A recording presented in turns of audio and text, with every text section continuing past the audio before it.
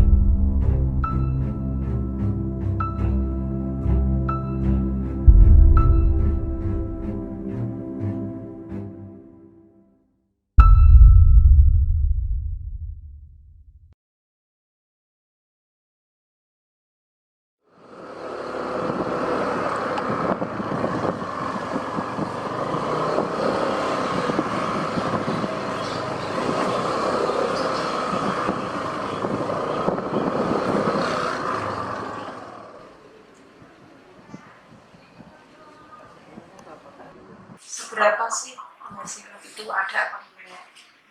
Kalau misalkan ada ikut ambil, ikut nelayan, berangkat. Kalau enggak ya lebih baik. Resiko ya. Iya. Masalahnya kayak gitu, daripada kita ngambil utang, lebih baik ngambil utang buat makan. Kalau yang musim ini bulan berapa berarti ya? Bulan Juni, bulan Mei ini ya. Bulan Mei. Sempat udah berapa lama nggak melaut berarti Mbak Tri dan suami? Sudah mulai awal puasa. Awal puasa kemarin. Ya, sekitar 2 bulanan. 2 bulan yang lalu udah nggak pernah melaut. Nggak pernah sama sekali. Vakum berarti ini ya. Kenapa Mbak? Ya itu, nggak ada hasil sama sekali. Ini memang tahunan atau ini kondisi makin parah? Dan saya rasakan itu yang kemarin-kemarin itu enggak. Masih ada sedikit gitu. Sedikit-sedikit masih ada pemasukan. Ya enggak begitu banyak, misalkan buat beli beras atau yang lain itu masih bisa. Nah sekarang itu udah nggak bisa sama sekali. Ninggalin utang aja berarti. Utang. Dan kalau misalkan di keluarga nelayan yang mencari utang itu siapa Mbak? Ya, semuanya di perempuan mas. Aduh, perempuan itu memang gimana ya? Dari bangun tidur itu mulai tidur sampai bangun tidur lagi itu memang perempuan.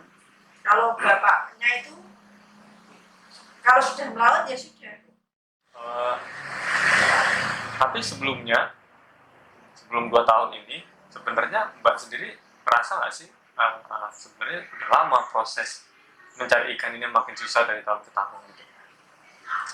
Ya, saya rasa sih memang merasa semakin ke sini semakin merasa terus. Iya. Yang saya rasakan Kalau dulu yang paling ingat Mbak Tri zaman sejahteranya nelayan itu dari tahun berapa sampai tahun berapa di sini? dulu itu dari tahun berapa ya mas, anak saya itu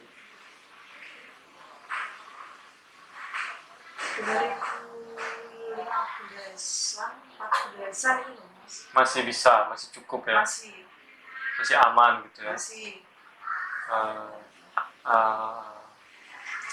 Pernah punya pengalaman ingatan soal benar-benar sumber daya ikan di sini sangat luar biasa gitu? Dulu itu kalau habis paceklik mas, Paceklik? itu nelayan panen. Yang punya jaring udang yo panen udang, yang punya jaring ikan yo panen ikan. Ya gitu. Sekarang kalau habis paceklik, yes. Nggak ada sama sekali. Kalau perubahan ukuran ikan gitu Mbak, dulu udang ukurannya untuk sekilo berapa gitu. Sekarang jadi berapa, jadi kecil nggak sih sekarang kalau dapat ikan? Nah, kalau dulu kan ya memang besar-besar mas. Besar-besar. Sekarang itu terus pokoknya berkurang semuanya. Kalau kira-kira tahun berapaan itu masih besar-besar udang? Nah, biasanya 2014, 2013an itu loh mas. Oh, itu masih ini ya, masih Pokoknya lumayan itu gede ya. Kayaknya itu selang 1 tahun 2 tahun itu terus ini mas. Mulai goyah, mulai Berarti tahun 2000-an awal itu masih besar-besar udangnya gitu. ya masih. Untuk 1 kilo itu biasa berapa ekor udang? Kalau yang itu kan tergantung udangnya ya mas. Kalau yang udang katakan di sini tuh udang halus itu yang super itu paling 1 kilo 12 sampai 10-an. 10 biji 10 sampai 12 udah dapat sekilo. kilo. Itu udang halus itu ya. Kalau sekarang Sekarang ya sampai 17, 18. perubahan size-nya hampir 2 kali lipat berarti ya. Yang 2000-an ya. Dulu itu sebelum tahun 2000 nelayan pergi pagi. Sebelum tahun 2000 berarti tahun 90-an. Ya, Ah. itu berangkat pagi mas, habis sholat subuh. Itu jam segini sudah pulang. Nanti sore berangkat lagi, dapat lagi loh mas. Wih, 2 kali gitu. 2 kali 1 hari. Dapat terus Dulu. tahun 90-an itu ya. Ya, sekarang udah nggak ada sama sekali. Itu dapatnya banyak itu, Mbak. Kintalan. Mas. Kuintal. Sekali melaut itu. Sekali malam. Bahkan itu yang dapat tidak hanya 1-2 orang toh, hampir rata. Rata-rata semua dapat. Nah, sekarang kan tidak, yang dapat 1, 2, 3, yang lain Lainnya nggak nggak ada yang dapat. dapat. Itu berarti Terus kan besok kalau mau melaut lagi nggak dapat. nggak ada sama sekali. Tapi ini dulu kan ada 2 kali sehari ya. 2 kali sehari, besok ada lagi, bahkan itu sampai hampir 1 bulanan itu ada terus. Itu dulu. Itulah yang menjadi persoalan padahal kita ini terdampak. Laut kita juga terdampak. Karena memang dredgingnya yang mereka lakukan itu karena kita bersebelahan yang 5-6 itu terdampak. Cuman sampai detik ini proses-proses kewajibannya, informasinya seperti apa itu belum sempat kami katakanlah itu diakses informasi nanti balong harusnya seperti apa kayak gitu. Sampai detik ini belum ada sama sekali. Kalau menurut Mbak Tri sendiri, yang paling Mbak ragukan penyebab atau yang paling menurut Mbak itu menyebabkan susah cari ikan atau kesulitan dapat ikan itu apa aja, Mbak? Mungkin apa ya mas, tindakan orang-orang yang tidak bertanggung jawab Apa itu, Mbak? Tindakannya? yang merusak lingkungan atau laut, apa namanya, yang merusak terumbu karang itu mas. Karena apa? Salah satunya kan PLTU ya. Kayak katanya yang nelayan itu kan, saya tidak sendiri antara jarak PLTU ke nelayan itu ada kayak semacam batasan itu kan juga mengganggu aktivitas ikan untuk berkembang biak. Iya. Nah, itu juga salah satu. Katanya ada serampong PLTU itu tiap hari berapa ton ikan ya. Menyedot air PLTU itu ya. Itu kan masuk katanya setiap hari ada berton-ton ikan. Tonton ikan. Saya tidak tahu, cuma katanya yang kerja di situ seperti itu. Ya. Tapi kalau ada masyarakat yang tanya, ya disuruh membuktikan, ya udah ada memang Udah diangkut ya. sudah diangkut, sudah dibersihkan mungkin kan mas. Setiap hari itu, Mbak. Katanya setiap hari. Ya, karena kan PLTU butuh air terus kan, butuh air terus. Dan di situ kan terang mas. Kalau terang itu katanya ikan kan Oh, malam ya. malam. Kalau malam dia cahayanya terang sekali ya. Terus ikan Ikan pada masuk. ikan datang ke arah Itu cahaya. sampai udang, ikan, kecil, besar, Semua masuk. iya. Selama ini kalau kita tanya itu pasti hasilnya bagus dan masih normal. Itu selalu seperti itu. Padahal kenyataannya jangankan di hidup manusia ya. Mobil kita parkir di dekat area PLTU saja. Itu kadang ada kayak berkas bercak-bercak putih kayak gitu. Nah, dari situ saya berpikir apakah ini permainan dari PLTU saja? Apakah memang ada campur tangan dari pemerintah yang seakan-akan itu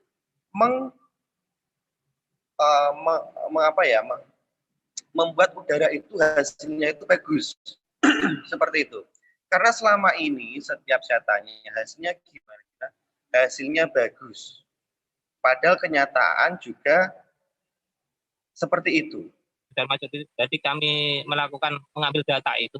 Terus di 2005 itu saya langsung emang turun menjadi dampak yang luar biasa. 2005 itu ada salah satu namanya Pak Tugio itu sebelah baratnya PLTU itu anaknya menjadi korban ISPA.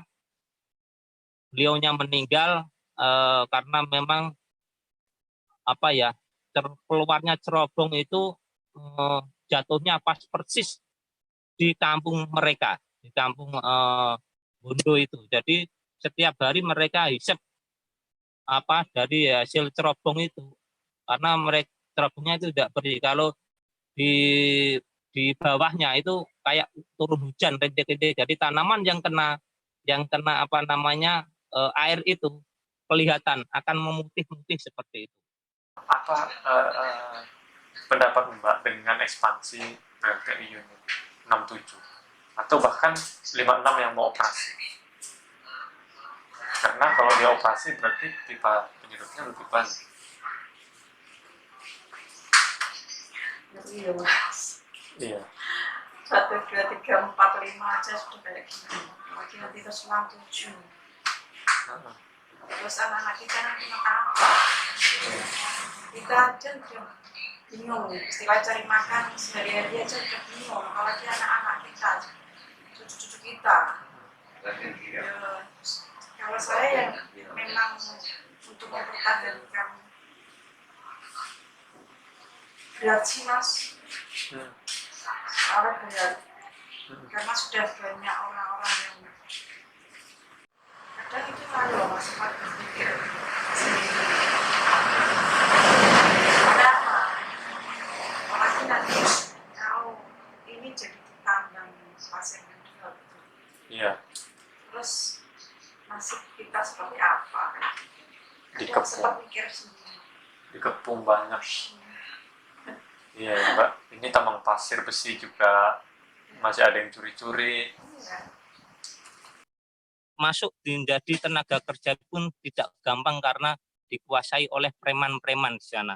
Jadi PLTU 5 dan 6 proses pembangunannya ini dikuasai preman-preman dan LSM yang preman yang mengatasnamakan LSM. Ada 5 LSM yang di sana yang setiap perekrutannya itu harus bayar untuk kerja katakanlah 3 bulan sampai 1 tahun, ada nominalnya tersendiri untuk bisa masuk di situ. 500 sampai 3,5 juta tergantung dari jenis pekerjaan. Terus gimana kalau misalkan masih tambang pasir laut itu jadi Mbak? Yang 5.000 hektar, hampir 5.000 hektar itu.